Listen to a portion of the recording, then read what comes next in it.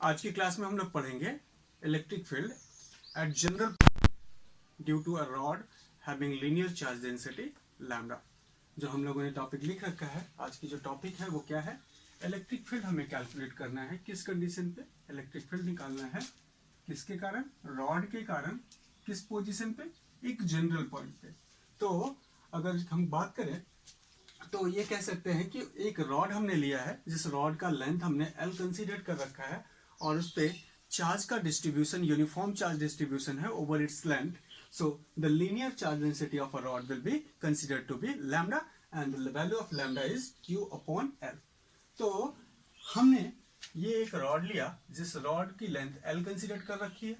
हमें किसी P point पे इलेक्ट्रिक फील्ड कैलकुलेट करना है और वो P पॉइंट रॉड से परपेंडिकुलर डिस्टेंस अगर हम ले तो परपेंडिकुलर डिस्टेंस पे a यूनिट पे है। तो इसको मैंने लिख रखा है the perpendicular distance of a point P from rod B क्या लिया गया है, a लिया गया है। तो हमने इस पॉइंट पे इलेक्ट्रिक फील्ड निकालनी है और ये इलेक्ट्रिक फील्ड इस पॉइंट पे जो निकाली जाएगी वो इस रॉड के ऊपर चार्ज का डिस्ट्रीब्यूशन है, उस चार्ज डिस्ट्रीब्यूशन के कारण हम लोग निकालेंगे। तो चार्ज डेंसिटी उस रॉड की क्या है, linear charge density of the rod is lambda and this will equals to Q by L। तो ऐसे कंडीशन पे अगर हम थोड़ा सा अपने रॉड को कंसीडर करें तो रॉड पे चार्ज का डिस्ट्रीब्यूशन क्या है, ओवर इट्स लेंथ। सो क्योंकि डिस्ट्रीब्यूशन चार्ज का कंटिन्यूअस है तो इसलिए हमें रॉड को क्या करना पड़ेगा, इनफाइनाइट पार्ट में डिवाइड करना पड़ेगा in such a manner that for a small length there will be some point charge और उस पॉइंट चार्ज के बेसिस पे हम लोग इलेक्ट्रिक फील्ड डिफाइन करेंगे। सो हमने क्या किया कि इस रॉड के इनफाइनाइट पार्ट किए और इस पॉइंट P से उसे डिफाइन किया और उसके बाद उस इनफाइनाइट पार्ट्स में हमने एक छोटा सा पार्ट कंसीडर किया। Let us consider this is a portion of a rod whose length is delta x. The small length, इसको मैं यहां लिख रहा हूं, the small length element delta x, this is delta x और इसके कारण जो चार्ज का इस डेल्टा एक्स पे जो चार्ज आएगा उस चार्ज को मैंने क्या लिखा, डेल्टा क्यू। तो small element delta x having charge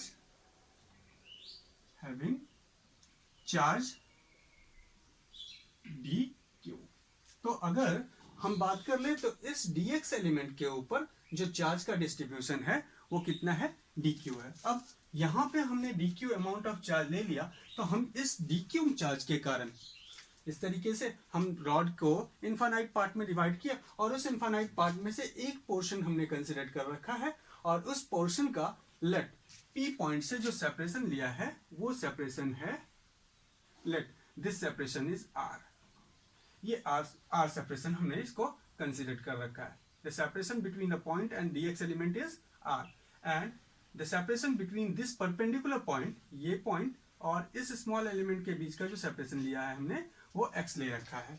तो ऐसे कंडीशन पे हम ये कह सकते हैं कि ये जो परपेंडिकुलर पॉइंट हमने कंसीडर कर रखी है a पॉइंट, उससे x डिस्टेंस पे हमने एक स्मॉल एलिमेंट कंसीडर किया और वो स्मॉल एलिमेंट P पॉइंट से कितने सेपरेशन पे है, R सेपरेशन पे है। तो इलेक्ट्रिक फील्ड स्मॉल एलिमेंट के कारण जो इस P पॉइंट पे इलेक्ट्रिक फील्ड होगी उसको नोट करा जाए तो कहेंगे द इलेक्ट्रिक फील्ड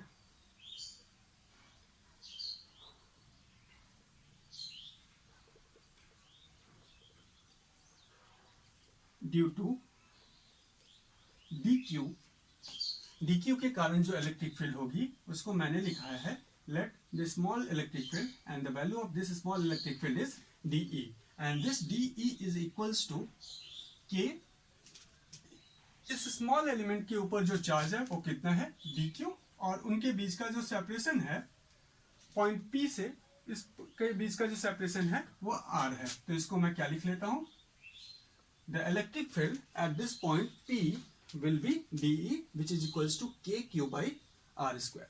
अब अगर देखा जाए तो हम ये कह सकते हैं चार्ज की लीनियर चार्ज डेंसिटी कितनी है, lambda which is equals to q by r and this is also equals to dq by dx। क्योंकि हमने स्मॉल एलिमेंट dx कंसीडर कर रखा है, इस एलिमेंट को मैं क्या कह ले रहा हूं, dx।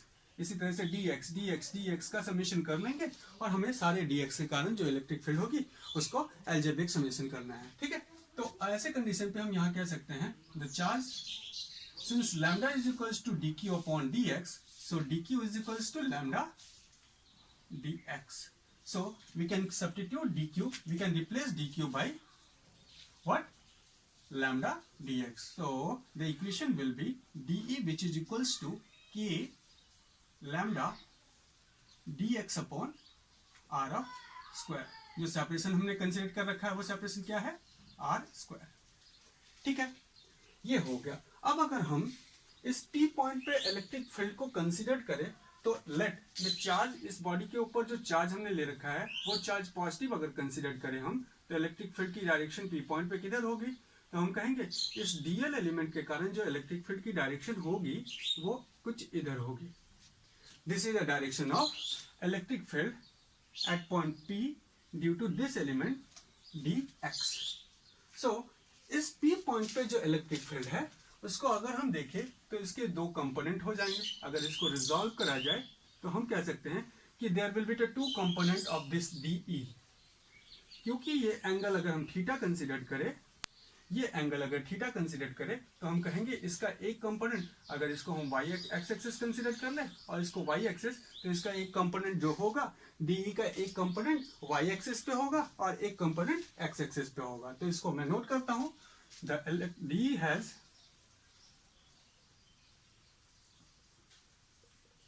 has two component.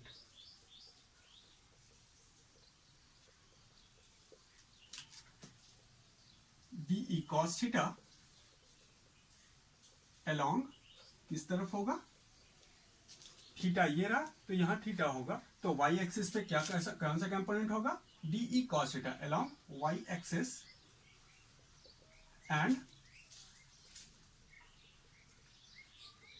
DE sin theta along x axis.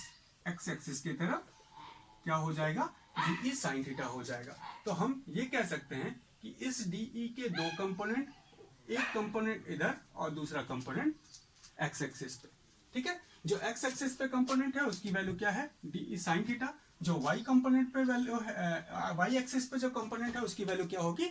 DE cos theta. Now अब इस DE और DE sin थीटा और DE cos थीटा के बेसिस पे हम लोग को इक्वेशन को डिफाइन करना है. अब अगर देखा जाए तो ये रॉड है, इस रॉड से अगर हम इस रॉड को इस पॉइंट से ज्वाइन कर ले तो यहां हमारे पास एक एंगल बनेगा और उस एंगल को मैंने लिखा है थीटा राइट. आर से मैं किस डायरेक्शन में एंगल कंसीडर कर रहा हूँ? राइट हैंड साइड पे, इसलिए थीटा राइट.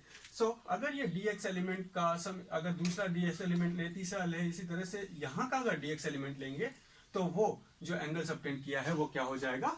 Theta right.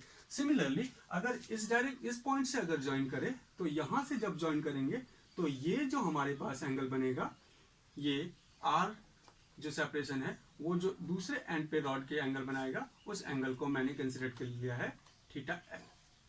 ठीक है, तो there will be the two angle, one is theta right and other is theta left. The value of theta left is taken to be negative. Why? Because it is taken as a clockwise direction. ठीक है, तो electric field के हमारे पास अभी तक तो ये समझ में आ रहा है कि उसके दो कंपोनेंट हैं, एक y एक्सिस पे और एक x एक्सिस पे. अब इसी कंपोनेंट को हमें रिजॉल्व करना है, इसी कंपोनेंट की वैल्यू निकाल के वेक्टर का समेशन करना है और हमें रिजल्ट मिल जाएगा. ठीक है, तो अब देखा जाए तो हम ये लिख सकते हैं बच्चों, अगर यहाँ पे देखें तो यहाँ एक ट्रायंगल का फॉर्मेशन हो रहा है. This is a point P.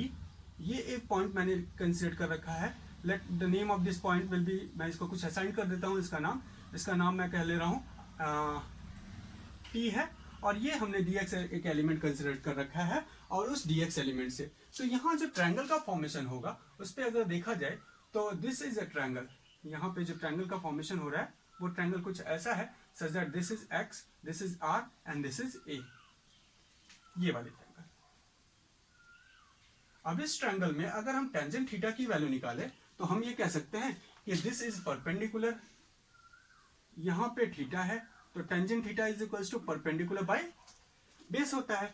तो टेंजेंट थीटा की वैल्यू क्या हो जाएगी? x upon a. तो इस तरीके से अगर लिखा जाए तो हम ये लिख सकते हैं tangent theta here, tangent theta is equals to x upon a. ये है. ऐसे कंडीशन पे अगर x की वैल्यू हम लिखना चाहें तो x इज इक्वल्स टू क्या हो जाएगा, a टेंजेंट थीटा। ये हम निकाल लिए। अब देखना हमें ये है कि एक बार हमें डी एक्स कंपोनेंट को सॉल्व करना है, एक बार वाई कंपोनेंट को सॉल्व करना है, और उसका फिर से हम रिजल्ट में यूज करेंगे। सो हमें ये समझ में आ रहा है कि अगर एक्स एक्सिस के, वाई एक्सिस के या एक्स एक्सिस के डायरेक्शन में हम इलेक्ट्रिक फील्ड को निकाले तो हम कहेंगे electric field E along x axis will be what, हमने यहाँ पे लिख रखा है एक्स एक्सिस के तरफ E की वैल्यू कितनी है, DE साइन थीटा। और टोटल इलेक्ट्रिक फील्ड अगर हम इसी तरह से छोटे छोटे एलिमेंट्स का समेशन करें तो टोटल इलेक्ट्रिक फील्ड जो हमारे एक्स एक्सिस में हो जाएगी, उस एक्स एक्सिस में टोटल इलेक्ट्रिक फील्ड की वैल्यू होगी, एक्स एक्सिस की तरफ जो इलेक्ट्रिक फील्ड की वैल्यू होगी वो integration of DE sine theta, जिसको मैं ऐसे लिख सकता हूँ, DE की वैल्यू क्या निकाला है, k lambda dx upon are square, जिसको लिखा जाए k lambda dx upon r of square, और इसका इंटीग्रेशन करना है। देखना हमें ये हो गया, और साथ में हमें क्या लिखना है, साइन थीटा। नाउ अब देखा जाए तो हमारे जो क्वेश्चन है उस क्वेश्चन में हमें गिवन क्या है, हमें गिवन है एक रॉड जिसकी लीनियर चार्ज डेंसिटी क्या है, lambda, that is equals to q upon l, and there is a point p which is at a perpendicular distance from the rod, not at the perpendicular bisector, any point अगर ले ले तो perpendicular distance पे है। तो ऐसे condition पे हमें सबसे पहला काम है x अपॉन r को रिप्लेस करना। x अपॉन r को रिप्लेस करें, अगर हम देखें कि ये अगर x बढ़ता चला जाए, ये अगर x बढ़ता चला जाए तो थीटा की वैल्यू भी चेंज होगी। इसका मतलब ये x इस थीटा के ऊपर डिपेंड है, तो हम x को थीटा के रिस्पेक्ट में डिफ्रेंशिएट कर सकते हैं। तो यहाँ हम लिखते हैं dx upon d theta, and this will equals to what हो जाएगा, a sec टेंजेंट थीटा का डिफरेंशिएशन क्या होता है, sec स्क्वायर थीटा, और इसको सिंपली मैं क्या लिख रहा हूँ, sec स्क्वायर थीटा को 1 upon cos square theta, that is a upon cos square, और इस d थीटा को अगर उठा के रखना चाहे तो हम यहाँ लिख लिए, तो this will B d theta. Now dx हमने आपको बताया अभी कि हमें रिप्लेस क्या करना है, dx अपॉन आर स्क्वायर, इसको रिप्लेस करने के लिए हमने क्या किया, dx is equals to a d theta upon cos square theta पा लिया। अब अगर देखें तो इसी ट्रायंगल में, जिस ट्रायंगल की अभी बात कर रहे थे, उस ट्रायंगल में अगर cos थीटा की वैल्यू निकाली जाए तो what will be the value of cos theta, तो हम ये कह सकते हैं cos theta is equals to base by hypotenuse, the base will be a and hypotenuse will be r, तो a अपॉन r ये लिखा जा सकता है। ठीक है, तो ऐसे कंडीशन पे हम ये भी लिख सकते हैं, अगर ध्यान दें तो हम a को उस तरफ, r को उस तरफ भेज दे तो r cos theta is equals to a, और इसका बोथ साइड स्क्वायरिंग कर ले तो r square cos square theta is equals to a of square.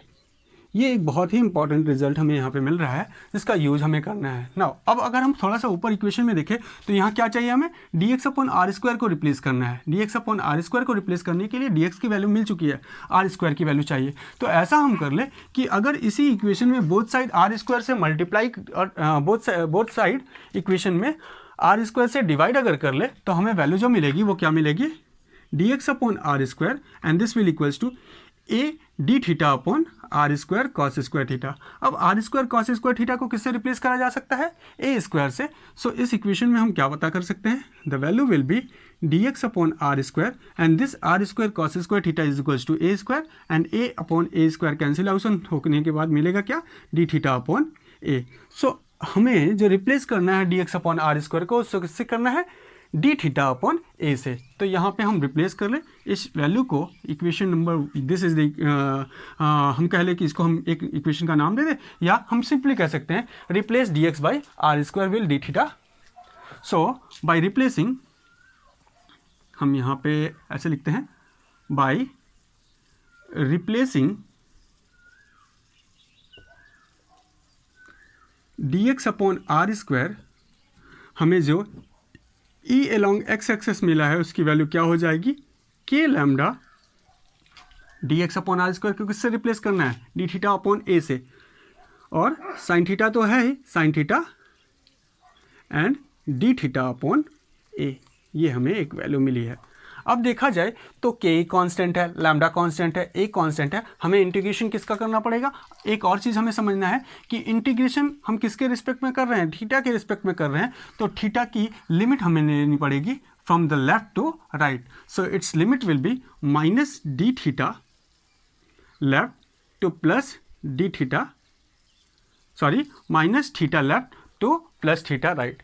और अगर इसमें से लैम्डा, के, लैम्डा और ए को कांस्टेंट बाहर निकाल लें हम, तो हमारे पास जो इक्वेशन मिलेगा वो ये होगा कि लैम्डा ए इंटीग्रेशन करना है कहाँ से, minus theta left to plus theta right, और जो वैल्यू है किसे इंटीग्रेट करना है, साइन थीटा डी थीटा को। तो अगर इसका इंटीग्रेशन करेंगे बच्चों तो हमें क्या मिलेगा, अलोंग एक्स एक्सिस जो कंपोनेंट मिला है ये तो हमारे पास कांस्टेंट वैल्यू है, क्या है, के लैम्डा अपॉन ए, और साइन थीटा का इंटीग्रेशन करा जाए तो साइन थीटा का इंटीग्रेशन क्या होगा, साइन थीटा का इंटीग्रेशन हमें मिलेगा cos theta. So the value of cos theta will be use and from the limit minus theta left to plus theta right, और जिसको हम ऐसे भी लिख सकते हैं इक्वेशन को कि लैम्डा ए, एक बार कॉस थीटा की जगह पे हमें क्या पुट करना है, थीटा राइट, और minus cos minus theta left, और हमें ये बात मालूम है कि कॉस माइनस थीटा की वैल्यू प्लस कॉस थीटा होती है, इसलिए इस माइनस को हम यहाँ पे रिप्लेस करके सिंपली इस इक्वेशन को क्या लिख सकते हैं, this will equals to cos theta right minus cos theta left. क्या प्रॉपर्टी यूज़ किया हमने, cos minus theta is equals to plus cos theta. ठीक है, तो ये हमें ई एक्स की इक्वेशन मिल गई। अलोंग एक्स एक्सिस जो हमें वैल्यू मिलनी थी इलेक्ट्रिक फील्ड की वो ये रही, इलेक्ट्रिक फील्ड की इक्वेशन हमारी अलोंग एक्स एक्सिस ये हमने डिफाइन कर ली। सिमिलरली अगर वाई एक्सिस की देखें तो वाई एक्सिस का इक्वेशन क्या होगा, तो हम कहेंगे अलोंग वाई एक्सिस अगर वैल्यू बात करें जाए तो the electric field along y axis is equals to integration of d e cos theta. D की वैल्यू क्या है, हमें रखना है डी की value k lambda d x upon are square. Simply अगर हम रिप्लेस करें तो हमारे पास इक्वेशन जो मिलेगा वो ये मिलेगा k lambda a integration from minus theta left to plus theta right sine theta, इसमें क्या आएगा हमारे पास कॉस थीटा मिलेगा, cos theta D theta. Now अगर कॉस थीटा को इंटीग्रेट करें तो हमारे पास वैल्यू क्या आती है, माइनस साइन थीटा, तो हम उसको सब्स्टिट्यूट कर लेते हैं, k lambda a sine minus sine theta minus theta left to theta right. ठीक है, अब अगर सब्स्टिट्यूट करेंगे तो सॉल्व करेंगे तो वैल्यू हमारे पास क्या आ जाएगी, k lambda a sine theta right minus sine theta left. This is the equation of electric field along y axis.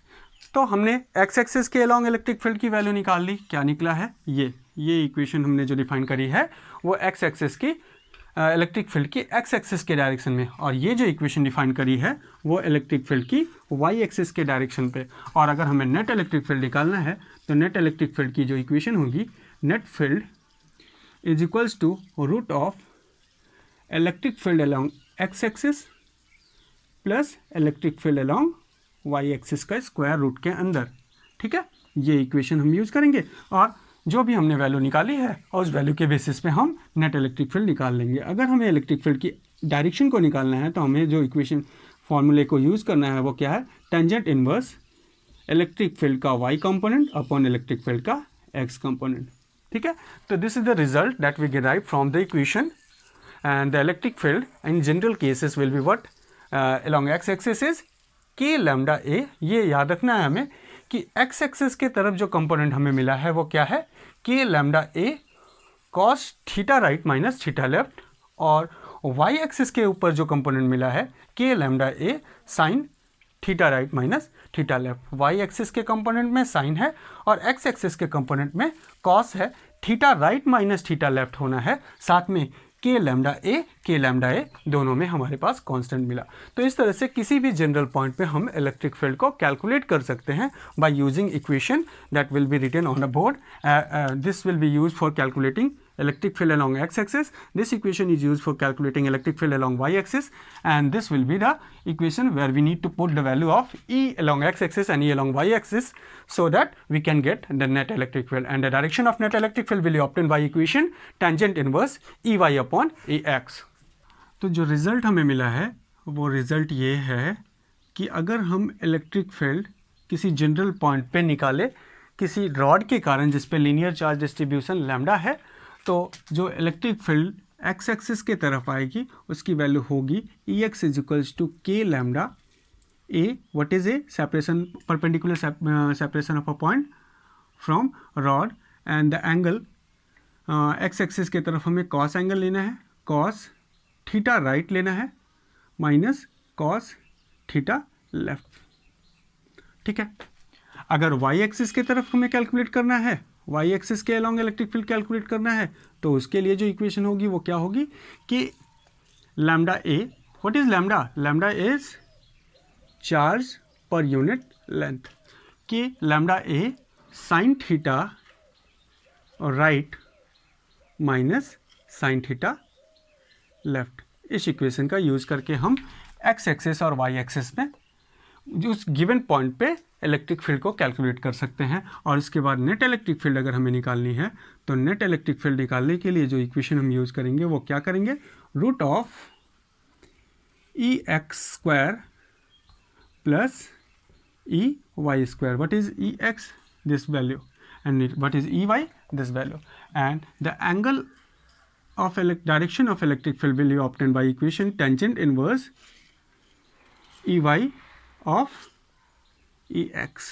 Now ये तो हम समझ पा रहे हैं, पिछले इक्वेशन में भी समझा था. अब हम लोगों को कुछ इसके केसेस देखने हैं. पहला केस मैं कंसिडर करता हूँ कि जो हमारे पास पहला केस है वो ये कि रॉड, जिस रॉड को हमने कंसिडर कर रखा है उसकी लेंथ हमारी फाइनाइट है और वो P पॉइंट जो है वो परपेंडिकुलर बाइसेक्टर पे है. जैसे अभी हमने जो जनरल केसेस पढ़े हैं, जनरल केस के इक्वेशन को जो डिफाइन करा है एक्स एक्सिस के अलॉन्ग, वाई एक्सिस के अलॉन्ग, नेट इलेक्ट्रिक फील्ड की, जो ये सारे इक्वेशन का यूज़ करके हम परपेंडिकुलर, एक्सियल किसी भी लोकेशन पे इलेक्ट्रिक फील्ड कैलकुलेट कर सकते हैं. तो देखा जाए कि हमने कहा क्या कि हमने पहला केस कंसिडर कर रखा है कि पॉइंट जो है वो परपेंडिकुलर बाइसेक्टर पे है और रॉड कैसा है? फाइनाइट लेंथ का.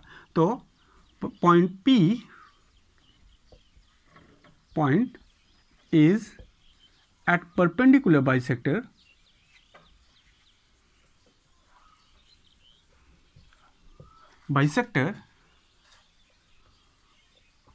of finite rod. Finite rod है तो उसकी लेंथ क्या ली गई है? लेंथ हमने कंसिडर कर रखा है, length will be equals to L. ठीक है.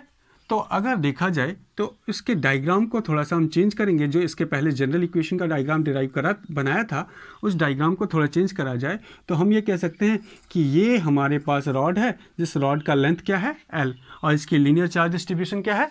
Charge per unit length. सो अगर इसके परपेंडिकुलर डिस्टेंस, परपेंडिकुलर बाइसेक्टर पे अगर वो पॉइंट आ जाता तो इस तरफ का एंगल और इस तरफ का एंगल, थीटा राइट और थीटा लेफ्ट, दोनों की वैल्यू क्या हो जाती? कांस्टेंट हो जाती, सेम हो जाती. तो हम ये कह सकते हैं कि theta right, in this case theta right is what? It will B plus theta. हमने एक गिवन एंगल कंसीडर कर रखा है. उसी तरह से थीटा लेफ्ट की वैल्यू क्या हो जाएगी? क्योंकि वो एंगल क्लॉकवाइज डायरेक्शन में लिया गया है इसलिए माइनस थीटा रखे.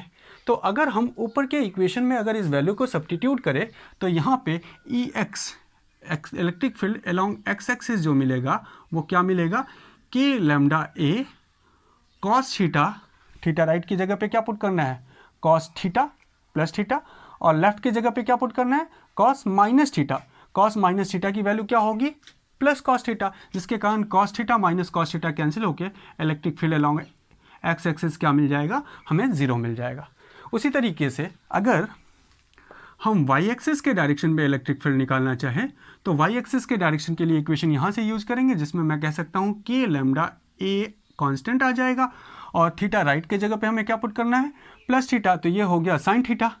उसके बाद थीटा लेफ्ट की जगह पे हमें क्या पुट करना है? साइन माइनस थीटा, और साइन माइनस थीटा की वैल्यू क्या होती है? Minus sine theta. तो माइनस माइनस मिलके ये प्लस हो जाएगा. तो ये क्या आ जाएगा? 2 sin थीटा, यहाँ से इक्वेशन को अगर हम सॉल्व करें तो 2 sin थीटा आएगा, जिसको मैं इक्वेशन में ऐसे लिख सकता हूँ। ठीक है बच्चों, अब ये sin थीटा की इक्वेशन का यूज करके अब ये जो sin थीटा है उसको यहाँ पे हम सॉल्व भी कर सकते हैं, इस sin थीटा की वैल्यू। नाउ तो electric field along x axis क्या मिला 0, electric field along y axis क्या मिला ये वैल्यू। क्या इस वैल्यू को सॉल्व करा जाए? तो हाँ, तो इस वैल्यू को हम ऐसे लिख सकते हैं, लैम्डा की जगह पे क्या पुट कर सकते हैं, Q/L, ये a रखा ही है। साइन थीटा की वैल्यू क्या आ जाएगी, साइन थीटा की वैल्यू ये लेंथ हमारी कितनी हो जाएगी L/2 और ये हमारा हाइपोटेनियस। तो इक्वेशन में हम साइन थीटा की वैल्यू अगर पुट करें तो L/2 divided by root of a² plus L/2 का होल स्क्वायर, ये रख सकते हैं। अब अगर इस L को देखें तो ये L इस L को कैंसिल कर देगा, ये 2 इस 2 को कैंसिल कर देगा, तो हमारे पास जो इक्वेशन मिला वो क्या मिला, KQ/A root of a² plus L²। शायद इसी इक्वेशन को हम लोगों ने परपेंडिकुलर बाइसेक्टर वाले इक्वेशन पे भी पढ़ा था। क्या हो ये EY की वैल्यू? अब देखना हमें ये है कि नेट इलेक्ट्रिक फील्ड क्या होगी बच्चों, तो नेट इलेक्ट्रिक फील्ड क्योंकि EX की वैल्यू 0 है तो नेट इलेक्ट्रिक फील्ड की वैल्यू वही होगी जो electric field along y axis है। और electric field along y axis की वैल्यू क्या मिली है, electric field along y axis की वैल्यू मिली है KQ/A root of into 1 of root of a² plus L/2 का होल स्क्वायर। नाउ अगर हम इस इक्वेशन को देखें तो what is a, it is a separation of a point from the rod and what is L, the length of the rod. तो अगर point P बहुत ज़्यादा सेपरेशन पे हो तो यहाँ पे मैं केस 1 का फर्स्ट पॉइंट कंसिडर करता हूँ कि if a is very large in comparison to length, a point बहुत दूर है कंपैरिजन टू लेंथ, पीछे भी मैंने डिस्कस कर रखा है। दैट केस रॉड जो होना चाहिए वह कैसा दिखना चाहिए, पॉइंट साइज का, और इस पे पॉइंट साइज का इक्वेशन इलेक्ट्रिक फील्ड का डिराइव होके आना चाहिए। तो हम यहाँ कह सकते हैं if A is greater than L, so neglect क्या करना है हमें, एल को, ये L² को नेग्लेक्ट करेंगे तो यहाँ से जो बाहर निकलेगा वो क्या निकलेगा, नेग्लेक्टिंग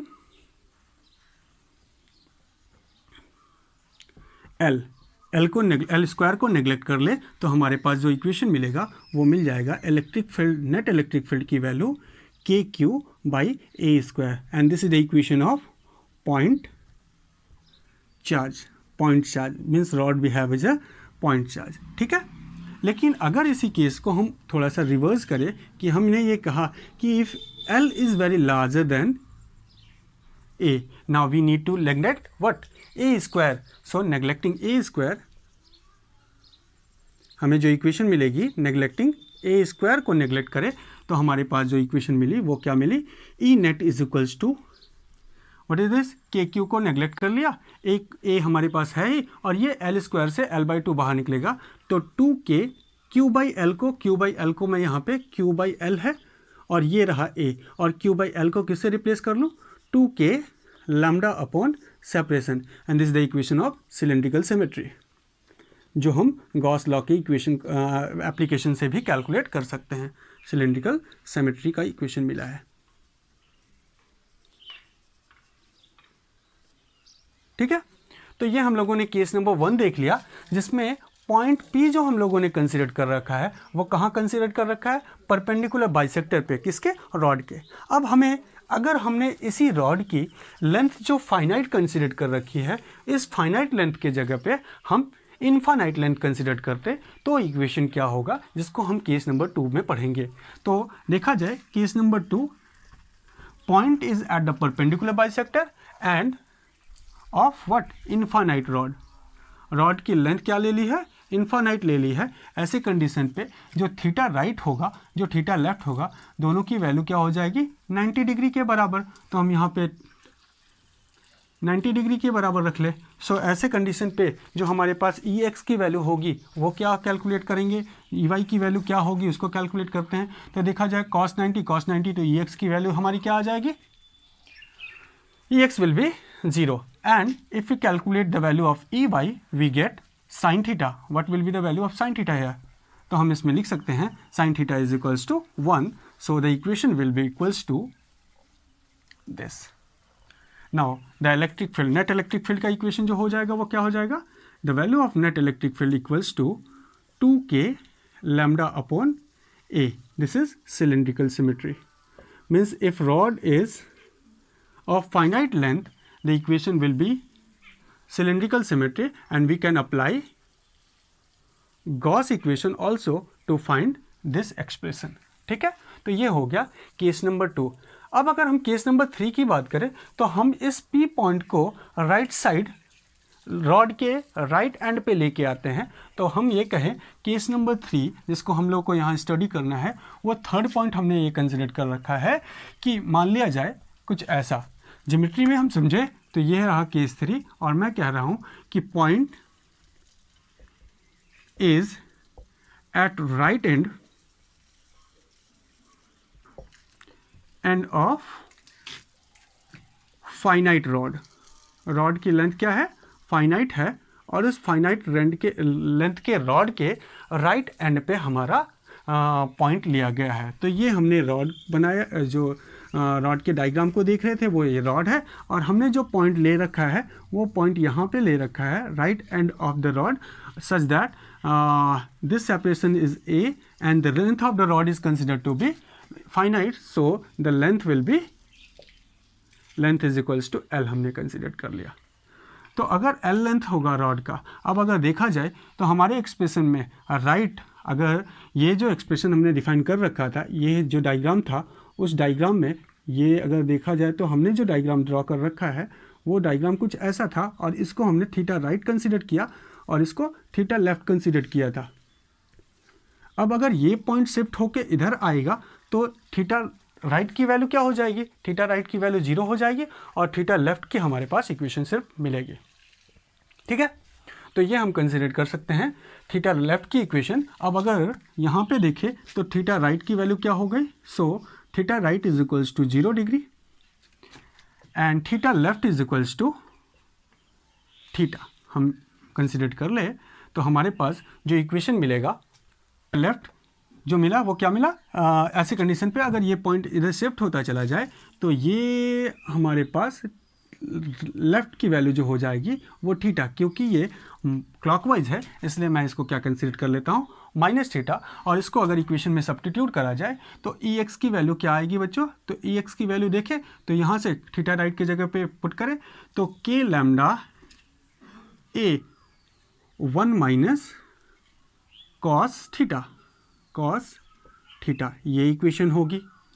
और वाई एक्सिस के तरफ अगर हम कैलकुलेट करें तो वाई एक्सिस के अलॉन्ग जो इलेक्ट्रिक फील्ड मिलेगी हमें वो मिलेगी के लैम्डा ए, यहाँ पे थीटा राइट की जगह पे 0 degree, so it will be 0 and the equation will be minus sine minus theta, जिसको हम सिंपली साइन थीटा लिख सकते हैं. और साइन थीटा की वैल्यू तो अभी हम लोगों ने सॉल्व करी थी, इक्वेशन को सॉल्व करके क्या आया था, this will equals to k lambda, sine theta की वैल्यू अगर देखा जाए तो this will equals to l upon a square plus l square, जिसको हम सब्स्टिट्यूट करके कैलकुलेट कर सकते हैं. तो सो इक्वेशन जो हमें मिला है वो क्या है, दिस. अगर हम चाहें तो साइन थीटा की वैल्यू भी यहाँ पे पुट कर सकते हैं. तो ये हो गया केस नंबर 3. अब अगर ये जो रॉड हमने फाइनाइट कंसिडर कर रखा है इसी को हम इन्फानाइट कर ले तो यहाँ पे हमारा केस चेंज हो जाएगा, और हम कहेंगे केस नंबर 4 जो हमारे सामने आ रहा है वो क्या है, point is at the right end of infinite rod, और इन्फानाइट रॉड होगी तो इसकी लेंथ क्या होगी, एल होगी. ऐसे कंडीशन पे थीटा राइट को 0 और थीटा लेफ्ट को हमें माइनस 90 डिग्री कंसिडर करना पड़ेगा. ठीक है बच्चों, अगर माइनस 90 डिग्री कंसिडर करें तो हमारे पास इक्वेशन जो मिलेगी वो क्या हो जाएगी, this will be equals to 1 cos 0 is equals to 1 and this will equals to 0. So the equation of x-axis will be this. What will be the equation of y-axis? The equation of y-axis is also sin theta right will be 0 and sin theta left is equals to 1. So the equation will k, here we substitute sin 90 degree and the equation will be k lambda a. So the net value of electric field on this case will be, net electric field will be equals to ex square plus ey square root के अंदर, जिसको हम solve करेंगे तो हमारे पास value मिलेगी √2 times of k lambda a. What is this, this is the electric field at infinite rod at right end. तो semi infinite rod के केस पे इसको हम ऐसे भी लिख सकते हैं, this is the semi infinite rod पे electric field, net electric field हमें क्या मिली, √2 times of k lambda a. And what is this k lambda a? K lambda a is will be the value of electric field at perpendicular bisector. So it will equals to √2 times of electric field in case of finite rod.